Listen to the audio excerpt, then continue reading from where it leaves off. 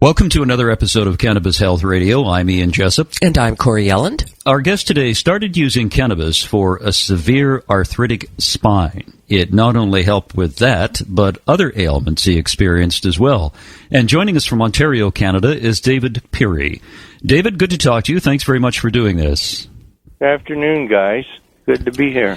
Tell us about your arthritic spine and the problems you were experiencing. Well, it was just a progression of aging in middle age. Around 45 and 50, my back was bothering me, but it wasn't serious at the time. It just progressed.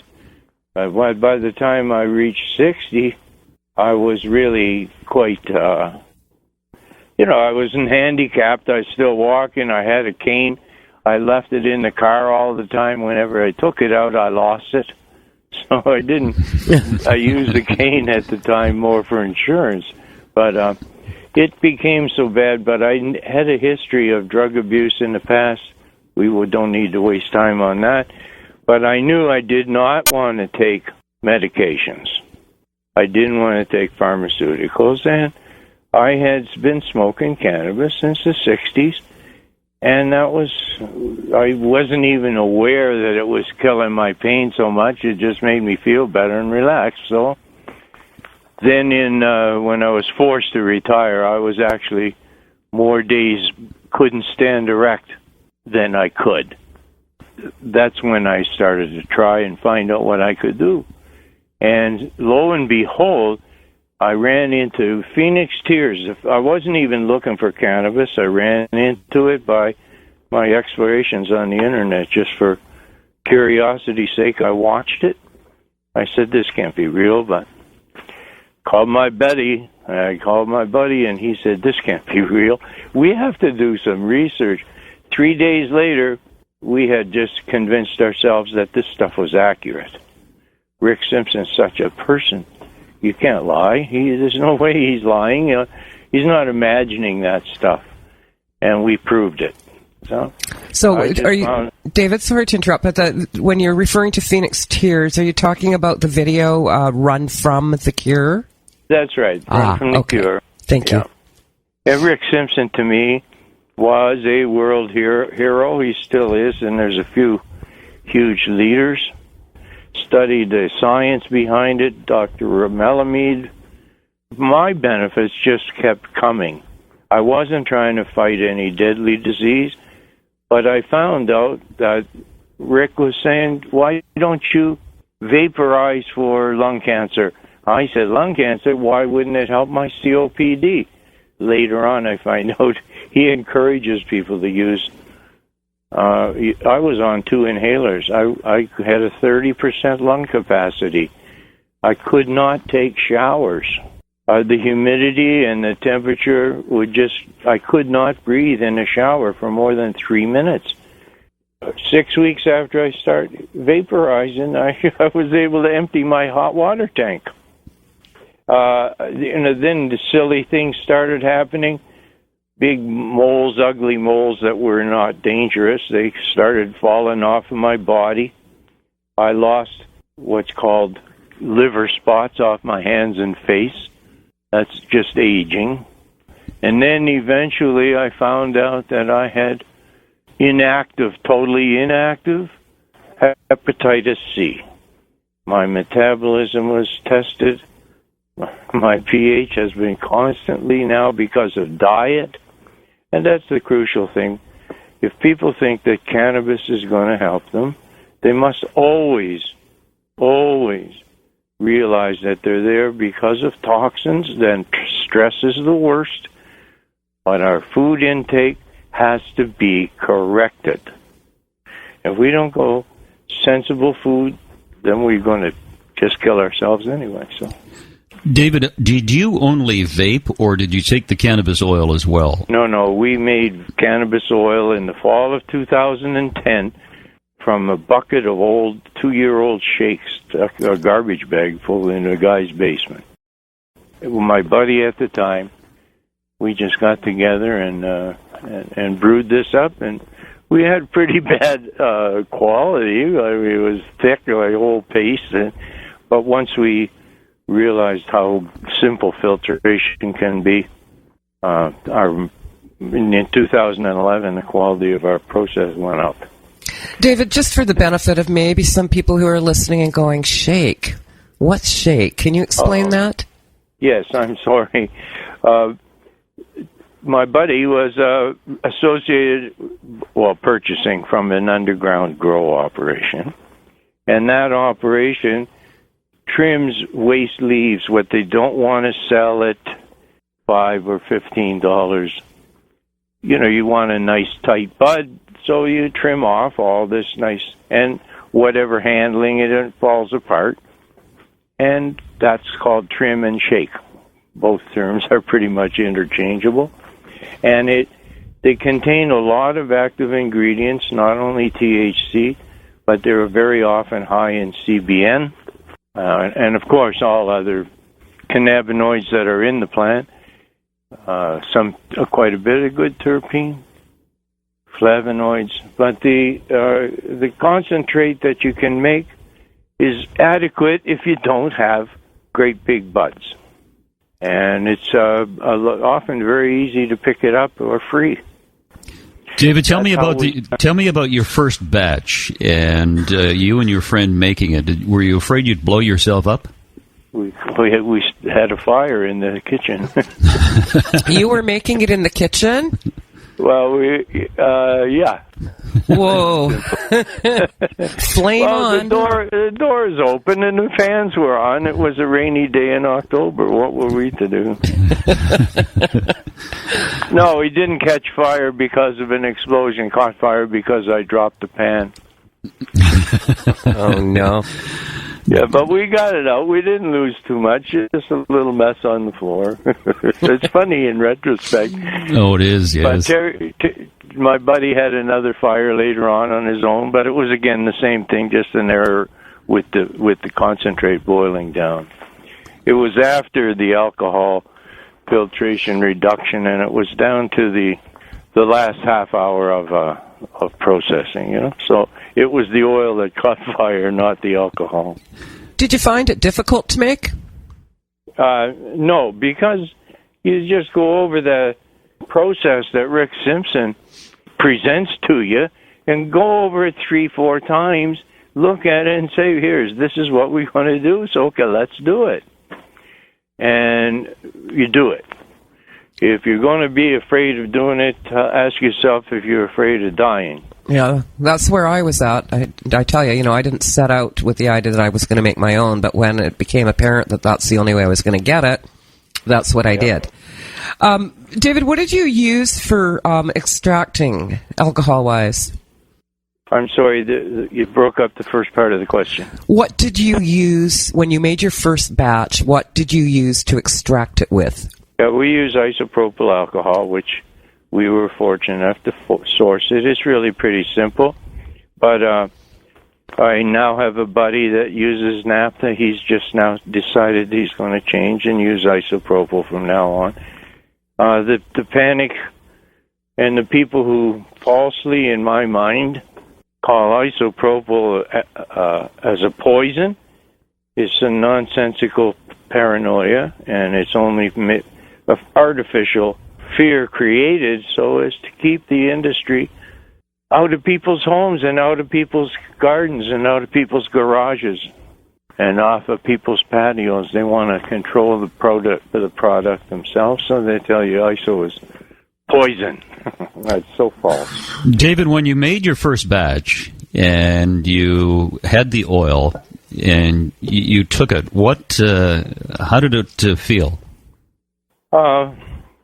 Pretty neutral. I had been playing with cannabis recreationally for years, and it was late at night that I take my heavier doses, and I didn't have any discomfort with it, any problems as far as being too stoned, too affected.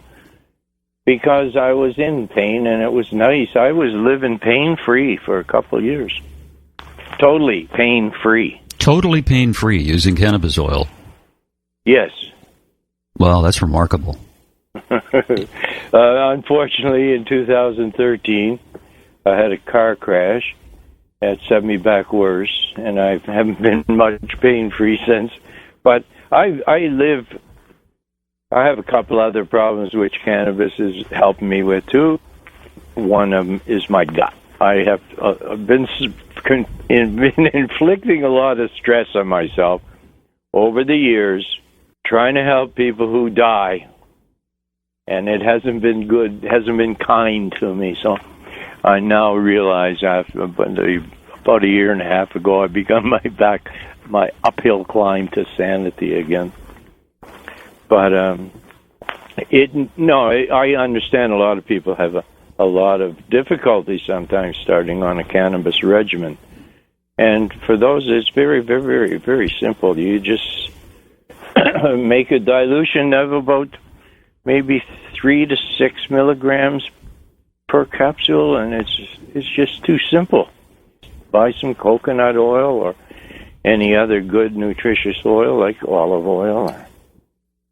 I think probably the best advice we've... Sorry.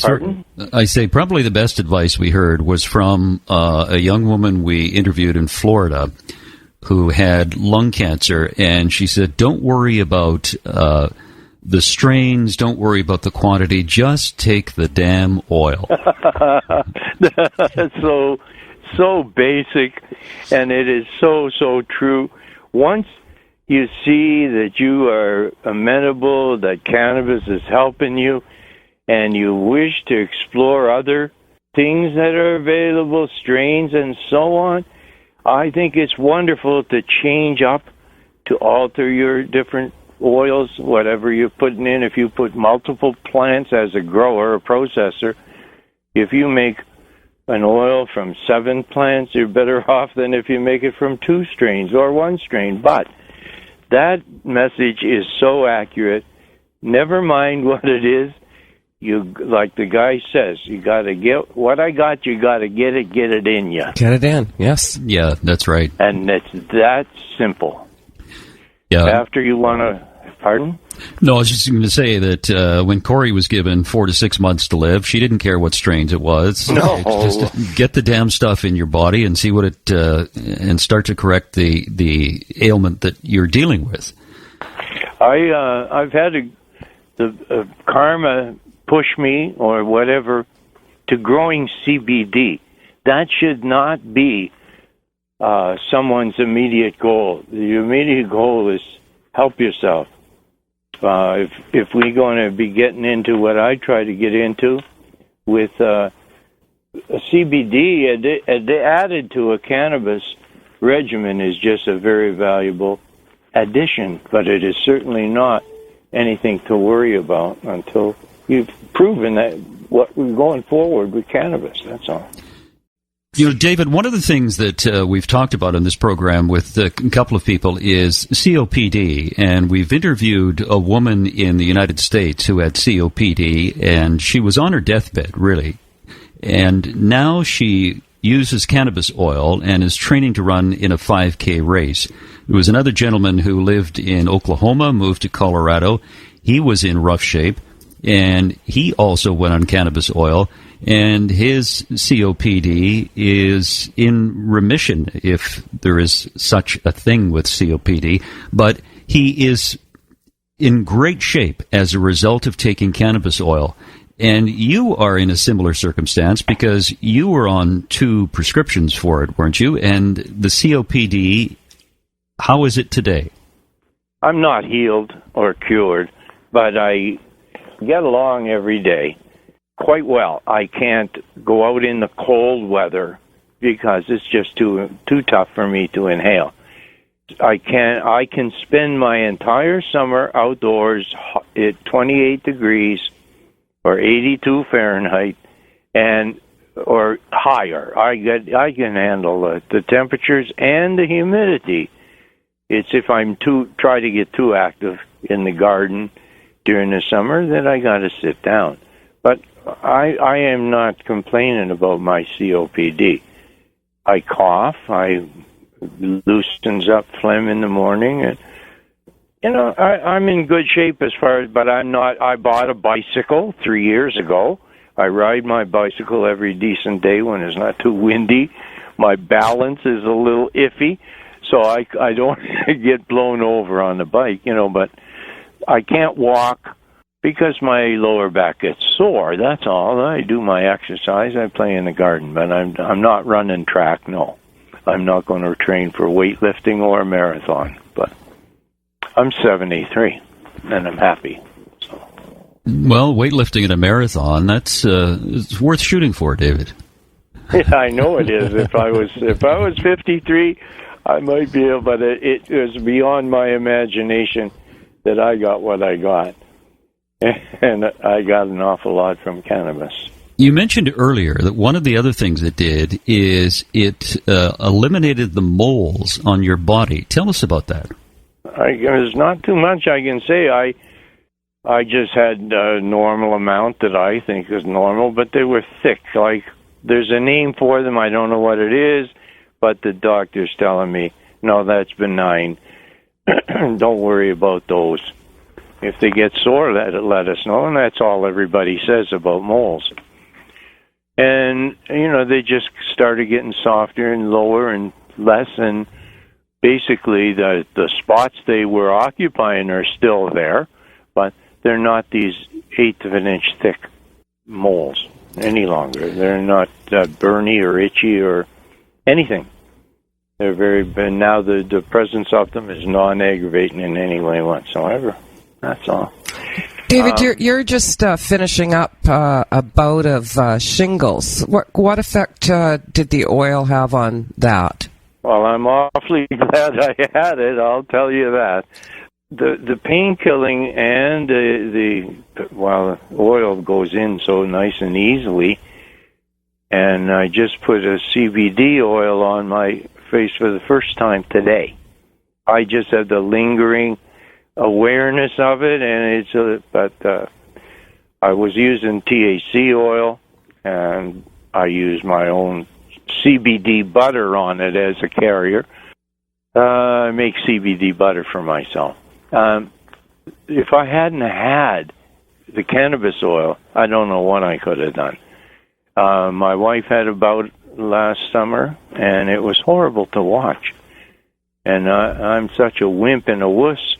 I might have gone out and shot myself, because I can see for some people how horrible it must be. But I was fortunate enough. The oil suppressed blistering. I never had any open sores, and that was a good part. So it was a horrible nuisance for me, but it was not a horrible ordeal. And the oil also helped you with your liver spots, your age spots. Oh, that's years ago. They disappeared, yeah. That was one of the first side effects that I noticed. Where'd they go? That was because, well, I won't go into that. That's another meandering story, but... Oh, you can go into it. We don't mind meandering stories. Well, I had been concerned about... Well, blood tests had shown that I had hepatitis C. And then they sent me off because I had, just needed a checkup. And this guy's terrorizing me. Look at you. You can't drink alcohol anymore. I was a booze hound. You can't drink alcohol anymore. Now, one glass, no, nothing. Look at you. You got liver spots already. You're going to die. Now, if you want to look up liver spots, it has nothing to do with your liver. They're just like purple spots on your hands. They're aging signs. So that's one thing made me turn so against allopaths. Corey and I are both Ian and I are sitting here looking in our hands. So,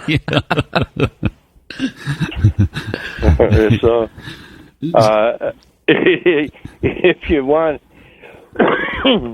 I think the medical community has driven me more deeply into cannabis use. They just don't make any sense to me. There's no logic. David, how much cannabis do you take a day? I've been on a lot of variation, ups and downs, but I try to keep it around 200 milligrams a day. 200 milligrams. And what I would like to be doing now, I've begun it, and I make microdosing. Microdosing for maintenance, I think it helps stabilize a lot. If I take 6 or 8 capsules a day, that would have 25 to 50 milligrams. I would be well off. I can mix a blend for myself. 50% CBD, 50% THC, and I can take as much as required to kill my pain without being too stoned, because the CBD ameliorates. But what happens in my blending, I feel, I have no knowledge, but I feel that CBD not only ameliorates THC, it amplifies it and multiplies its effect. While people say it stops the high of THC, that's not what it does. CBD takes THC and occupies it in another way. People don't comprehend the fact that their metabolism and God's gift, this is a divine plant.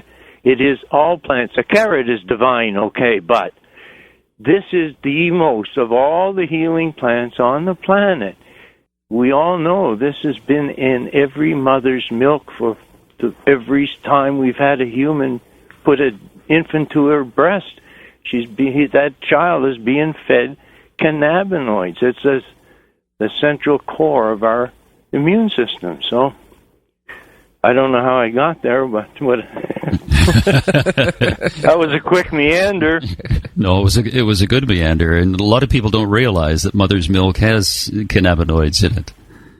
Well, this is, everybody knows this. Your grandmothers knew it. They don't know that cannabinoids are in your mother's milk, but they know that a wet nurse was better than a bottle of formula.